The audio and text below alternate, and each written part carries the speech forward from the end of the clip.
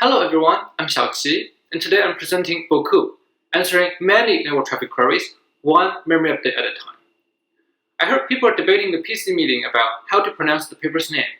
Well, I don't know either. The name came from my advisor. She's a huge fan of French wine, so I'll pronounce it the French way, BeauCoup. It means many, a lot in French. Network administrators often need to ask questions about the traffic in their network, to diagnose performance issues, or to detect traffic anomalies caused by an attacker. Our paper focuses on distinct counting queries. Let's use DDoS as an example. The administrator wants to know if there are many different clients in the network sending to the same destination IP address. Formally, we can write this question as the following query. Select all destination IPs that have received traffic from over 1,000 distinct or unique source IPs. Here, the query has three components: a query key to be reported, an attribute to be counted, and a threshold. We note that not all IP addresses satisfy this query as being DDoS. It could be just a popular DNS server, but it's good to monitor the output anyway. Performing the distinct counting exactly is very hard. We have to remember every single IP we have seen. Luckily, for this kind of query, we can tolerate some fuzziness. Thus, we can use approximated structures to efficiently implement them. As we hinted in the paper's title, network administrators wonder about many different things in their network simultaneously. Each query may focus on different query keys and attributes. We have just discussed DDoS, which finds destination IPs receiving from many source IPs. Meanwhile, the administrator may also worry about worms, and the worm spreader is sending from the one IP to many different destination IPs. Also, she may be worried about port scan attack, which is one host sending to many different ports on another host, and so on and so forth. We also note that simple counting queries, such as finding heavy header flows, can also be formulated this way by distinct counters, by counting in a unique header field such as packet timestamp. These queries all have different key attributes and different thresholds. However, most data structures we know of is designed for a single key and a single attribute, so a single instance can work with multiple queries with different keys. So we must use multiple instances of such data structures. The network administrator may have dozens of traffic queries she wants to run, not because she's wondering about the ultimate questions of life, the universe, and everything in the network, but merely because the day-to-day tasks she performs are so diverse. With a huge volume of network traffic, sending all packets for off-fast processing can be too costly. On the other hand, randomly sample a subset of packet will cause huge errors in distinct counting. So the best place to run the distinct counting queries is directly in the network switch data plane, where we can process each individual packet without sampling. However, we can't run dozens of data structure instances in the switch data plane, for a reason people often ignore. If we look at today's advertising flyer for a switch, we will first see the switch can process X terabits of traffic per second. That's great, so this network is getting faster and faster, and we have more and more traffic to process. Even better, the processing is programmable. We can run customized data structures. Secondly, we'll see the device has 1 megabytes of memory. Well, it's not huge, but that's enough. With some effort, we could feed 42 different data structures into the memory space. But then there's the gotcha. We can only update a small, constant number of bytes of memory per packet. This is a huge problem. For every packet, we have to maintain each and every data structure instances. Even if we only update 1 byte of memory per data structure, we already need to update 42 bytes per packet. Not to mention, most data structures need more than 1 byte of memory update per packet. Thus, given this limit for per packet memory access, it's way too costly to run dozens of different data structures. So, we can't do that. Now it seems impossible to run 42 diverse queries, all with different keys and attributes, under this tight memory access limit. For those of you who don't work with switches, don't close the video yet, as this per packet memory update constraint is true not just for programmable switch data plane, but also for FPGA, CPU, and any other devices as well. The fundamental reason here is the Moore's law. Just like CPU transistor count, network throughput is also doubling once every 2 years. However, memory speed grows slower than that, only 7 to 15% per year. So we will have fewer and fewer bytes of memory update per packet. In the Siri community, many literature on streaming algorithms has focused on designing data structures tailored for small memory space, but there's much fewer work focused on memory access. This is also why we have many tools in our toolbox to work with the memory size constraint, but it's still very challenging to work with the per packet memory access constraint. So we can't take memory read-write as granted. Today, we talk about how to use very small number of memory updates per packet to answer many different network traffic queries. Our algorithm should use only a constant number of memory updates, regardless of the number of different queries. This sounds impossible, right? Unless we found a way to share or multiplex memory access across different queries. So here's the plan. We force each query to use much fewer than one memory update per packet, say only 1/42 updates per packet. We can't really access half a bit at a time, so this 1/42 number is just an average across many packets. We don't touch the memory for most of the packets. Apparently, we must approximate, but as we mentioned earlier, we allow some fuzziness in our query output. The key here is to select the right packets to do memory access, so we perform better than random sampling. With each packet making very few memory access to the packet, we can just combine all the query together, and the total is still a small number. For example, only making one access to memory on average per packet. This is straightforward. Finally, we need to find a way to coordinate between these queries, so they won't simultaneously access memory. Each packet set serves at most one query. In this way, we can guarantee we still only access a small constant number of memory bytes, even in the worst case. Today's talk has 4 parts. We have talked about the challenge, which is we only have limited memory access in terms of a fixed number of bytes per packet, and we want to run many diverse queries. We found a clever way to formulate our distinct counting queries using the coupon collector problem, achieving much fewer than 1 byte of memory access per packet. So this is the first step. Then we talk about our system design. A query compiler helps us find the right coupon collector configuration. Meanwhile, our data blend program helps us collect these coupons into memory. Finally, we present some high-level evaluation of our work. To start, let's first introduce the coupon collector problem. It's more of a mathematical quiz. Let's look at the following example. There are 4 different coupons. You need to collect all of them to get a discount at your grocery store. However, you can't ask for a particular coupon. You only can do random draws. Imagine you only get a coupon after you open a box of cereal. So, for the first coupon, you get this coupon B. The next time when you draw a coupon at random, you could be lucky enough, so you get a different coupon. This time you get coupon A. Or when you draw, you could be unlucky, and you get a duplicate coupon.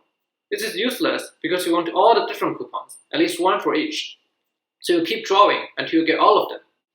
The original coupon collector problem asks for how many random draws are needed until you get all the coupons.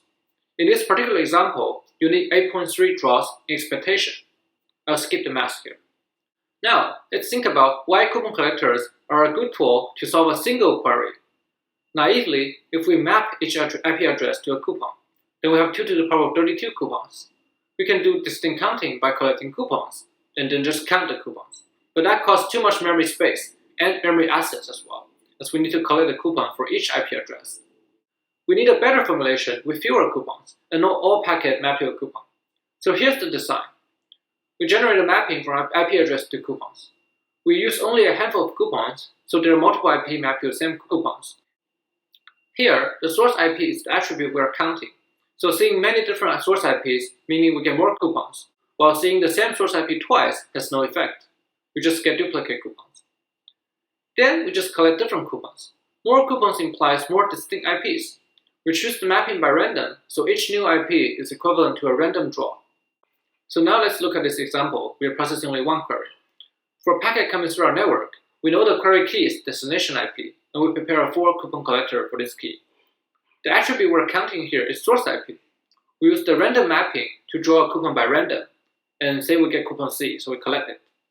For the next packet with the same destination IP, we do another mapping from source IP to a random coupon. We get a different one, so we collect coupon B. For the next packet, we have the same source IP we have already seen before, so the random mapping is guaranteed to map it to the same coupon, so we get a duplicate coupon. This has no effect.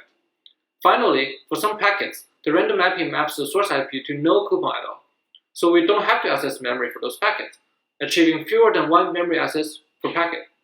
We just wait until we get a large number of coupons, which indicates there are many different source IPs. We add some innovation to the original coupon collector problem. Here, we define the generalized coupon collector with 3 parameters, n, p, and n. Let's use an example to illustrate.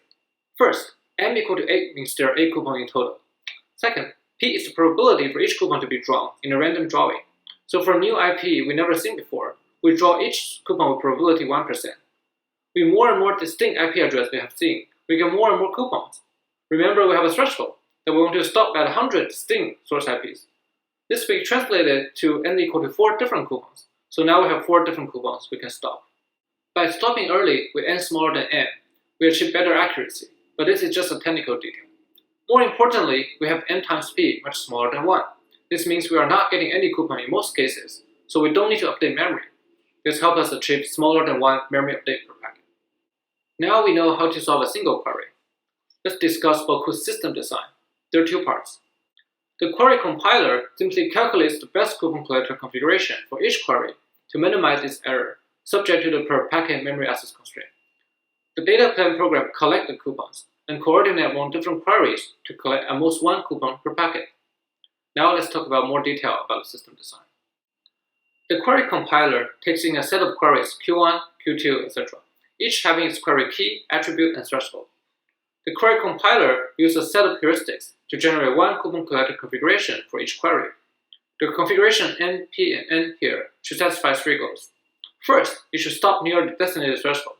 Second, it should follow a per packet memory access limit, gamma q. To be simple and fair, we will say if there are 42 queries, we'll just use 1 over 42 as the limit. We should collect 1 over 42 coupons on average.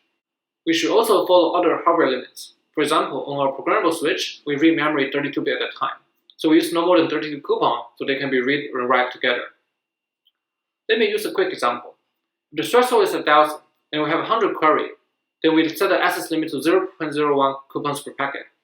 The compiler will give us this configuration with 20 coupons, each with probability 1 over 2048, and wait until 8 different coupons. This configuration satisfies the memory access limit. We will collect less than 0.01 coupon per packet on average. It will stop after seeing approximately 1000 distinct attributes. Given the limit, obviously we have to give us some accuracy. The number of distinct attributes will follow a distribution look like this. We want the distribution to be as narrow as possible. Please see our paper for more detail. Later, we'll put all these configurations into a P4 program, which can run in the switch data plane to execute those queries. Now let's discuss how to actually collect these coupons. The query compiler already gave us the configuration for different queries. We just need to coordinate among different queries to collect at most 1 coupon at a time in the data plane. The first step is to coordinate this with the same attribute. Say a query needs a mapping from source IP to coupons. We define a random hash function to map from source IP to a number between 0 and 1. On the number axis, we can now allocate some intervals as coupons. For example, this query needs n equal to 4 coupons.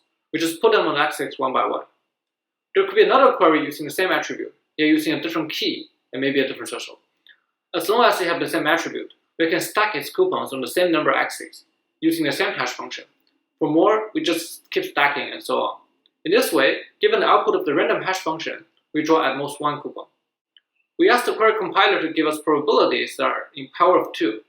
So in the data plane, we can use ternary content addressable memory, or TCAM, to efficiently match from binary string prefixes, so we can quickly map the output of the random hash function into a coupon.